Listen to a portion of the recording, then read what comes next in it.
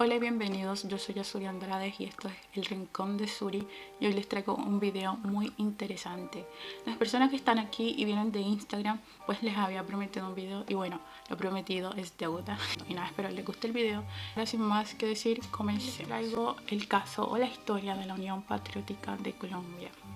Nace el 28 de mayo de 1985 y se creó para representar a los sectores más desfavorecidos de la sociedad colombiana, incluyendo a los campesinos, los trabajadores, los estudiantes, o sea, los sectores más vulnerables.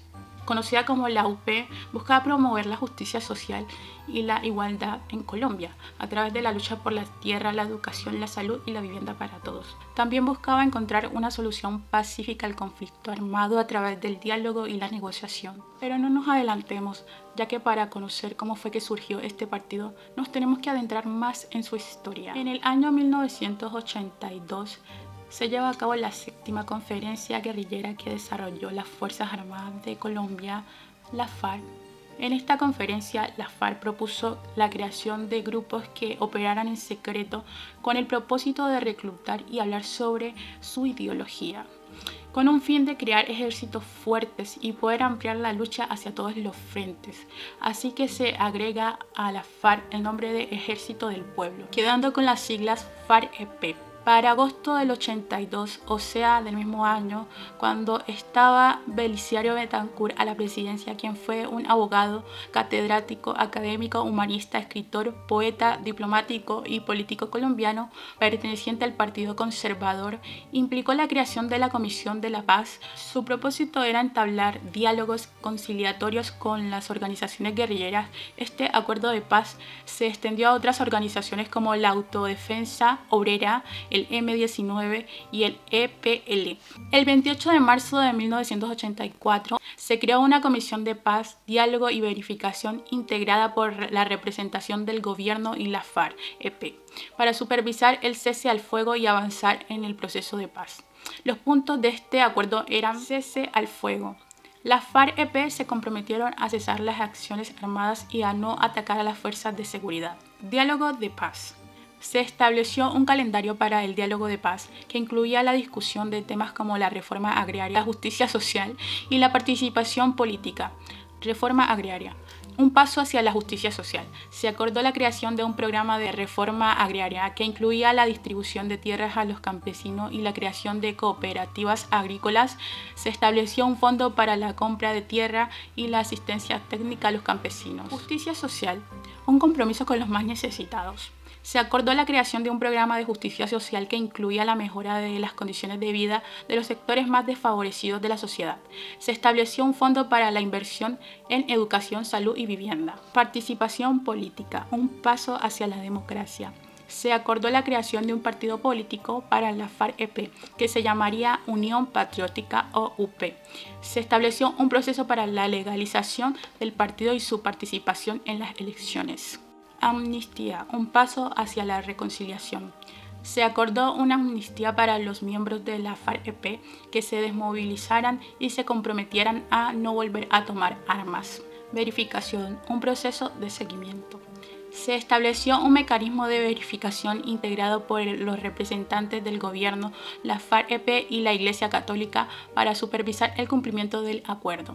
Se les dio un año para intentar integrarse a la sociedad política y económicamente, dejando de lado el grupo y todo lo que habían planeado. Sin embargo, el cese al fuego les permitiría participar en las elecciones del país y el Estado tenía que garantizar que fuese así. Y fue así como nació la Unión Patriótica, incluyendo como representantes a la FARC-EP, el M-19, el Partido Comunista Colombiano y otros grupos de izquierda. Algunos de los líderes más destacados de la UP fueron Jaime Pardo Leal, primer presidente de la UP y candidato a la presidencia en 1986, Bernardo Jaramillo Ossa, sucesor de Pardo Leal y candidato presidencial en 1990, Manuel Cepeda, senador y líder de la UP. En resumen, la Unión Patriótica se creó como un nuevo partido político que pudiera participar en las elecciones y que representara a los más vulnerables en Colombia. Es así que en las elecciones de marzo de 1886 la UP obtuvo un logro mayor a otros partidos políticos que representaban la izquierda, mucho más que el Frente Democrático, que en esos entonces era el partido político que representaba con mayor votación a la izquierda. La UP obtuvo un triunfo de 325.000 votos y obtuvo la representación parlamentaria con 14 congresistas para la Cámara y Senados, 325 concejales y 18 diputados. Con ese logro se convertiría en la tercera fuerza de Colombia.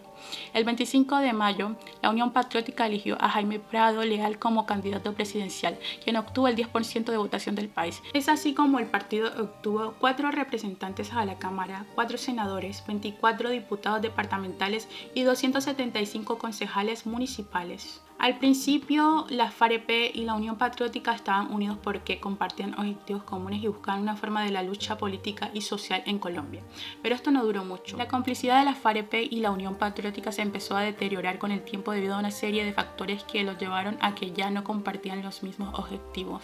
Mientras que la UP se proyectaba hacia un partido político que buscaba la participación en la política institucional y la lucha por la justicia social a través de los medios pacíficos, la FAREP, por otro lado, era una organización guerrillera que buscaba la toma de poder por la fuerza y la implementación de un régimen socialista. Esta diferencia en la estrategia y la ideología generó tensiones y conflictos entre la UP y la FAREP. Las FAREP comenzaron a considerar a la UP como un proyecto que no estaba cumpliendo con sus objetivos. La organización guerrillera acusó a algunos de los líderes de la UP de ser traidores o colaboradores del gobierno y la oligarquía. Es así que se registrarían algunos de los ataques en los municipios y alcaldías donde gobernaba la Unión Patriótica, siendo el ejército responsable. Aquí hay que pensar que el ejército ya venía haciendo atentados contra el partido, pero además el movimiento de autodefensa campesina había sido financiado por terratenientes con ayuda del Estado y políticos de derecha. Comenzaron a transformarse en grupos paramilitares y pasaron de la defensa armada a la agresión militar para poder contener a las guerrillas. Surgieron la alianza de paramilitares con los carteles del narcotráfico y es así como vieron a la UP como un rival político y económico que tenían que eliminar para conciliar su poder y control del país. En 1987 la UP comenzó a tomar distancia de la FARC y dejó saber que si los acuerdos de la paz se rompían, igual el partido seguiría. Debido a la ruptura quedaron con alto riesgo y como eran señalados de ser representantes de los grupos armados, los organismos estatales no les brindó ninguna protección. Entre 1985 y 1994, más de 3.000 militares y líderes de la UP fueron asesinados. Uno de los sucesos más destacados fueron los asesinatos de Antonio Quiroz Ribeiro, concejal de Valledupar por la UP, que sucedió el 11 de abril. Unos meses después se convocó al paro cívico del nororiente, motivado por el rechazo a las diversas modificaciones que la Administración Nacional realizaba en la política, además de los ataques que recibía la comunidad campesina por parte de las Fuerzas Armadas y el gobierno. Luego de esto, los dirigentes nacionales fueron asesinados por sicarios. Fue así que el 13 de agosto la UP hizo un llamado a la marcha por la paz, la vida y la defensa de los derechos humanos. Esta marcha se le llamó la Marcha de los Claveles Rojos. Los ciudadanos que asistieron a la marcha llevaban flores en sus manos. Estos fueron algunos de los crímenes y asesinatos que se cometieron durante la persecución. En 1985, el 3 de enero, sucedió la masacre de Llano de Palmas en Río Negro, Santander. El 6 de enero del mismo año y el 4 de abril fue la masacre de Yumbo y el 1 de noviembre la masacre de Acandí Urabat en Antioqueño. En 1986, el 7 de marzo fue la masacre de Vistahermosa Meta. El 30 de agosto fue el asesinato de Pedro Nel Jiménez Obando, senador de la UP.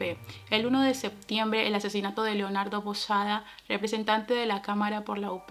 El 11 de abril fue el asesinato de Antonio Quiroz Ribeiro, concejal de Valledupar por la UP, como te lo había mencionado antes. El 27 de febrero fue el asesinato de Teófilo Forero, secretario general del Partido Comunista. El 3 de marzo fue el asesinato de José Antequera, abogado y político de la UP. El 11 de octubre, el asesinato de Jaime Prado Leal, candidato a la presidencia de la UP. En 1988 sucedieron 3 masacres en Vistahermosa Meta. El 21 de febrero, el 12 de agosto, el 2 de octubre y el 27 de mayo fue la masacre de Villavicencio en Meta. En 1989 fue la masacre de La Rochela, sucedió el 18 de enero. El 20 de mayo fue el asesinato de Henry Montenegro, concejal de Valdivia. En 1990, el 22 de marzo, fue el asesinato de Bernardo Jaramillo Ossa, candidato a la presidencia de la UP. Es importante destacar que esta lista no es exhaustiva y que hay muchos crímenes y asesinatos que no están incluidos aquí. Se cree que la Fuerza de Seguridad del Estado y los grupos paramilitares actuaron con impunidad en la persecución y asesinato de los integrantes de la UP, lo que sugiere que hubo complicidad y tolerancia por parte del Estado. La Unión Patriótica fueron perseguidos y desvividos por su ideología de izquierda y su búsqueda de cambios sociales y económicos. su lucha por la reforma agraria y la distribución de tierra, su amenaza a los intereses económicos de los grandes empresarios y terratenientes. La impunidad y complicidad del Estado ayudó a que esto fuese más fácil. Los responsables en su mayoría eran grupos paramilitares, fuerzas de seguridad del Estado y grupos de extrema derecha. La UP se disolvió oficialmente en 1994, pero su legado sigue vivo. La historia de la UP es un recordatorio de la lucha por la justicia social y la democracia en Colombia. La impunidad y la falta de justicia para los crímenes cometidos contra la UP siguen siendo un tema pendiente en el país. En 2014, el gobierno colombiano reconoció oficialmente la responsabilidad del Estado en la eliminación de la UP y se comprometió a investigar y juzgar a los responsables. Pero bueno, mi gente, esto es todo lo que les quería contar en este video. Espero les haya parecido interesante la historia. De ser así, déjenmelo saber con un me gusta o un comentario. El que no está suscrito, pues suscribiéndose. La verdad, yo voy a estar muy agradecida. Y ahora, sin más nada que decir, me les despido. Nos vemos en un próximo video.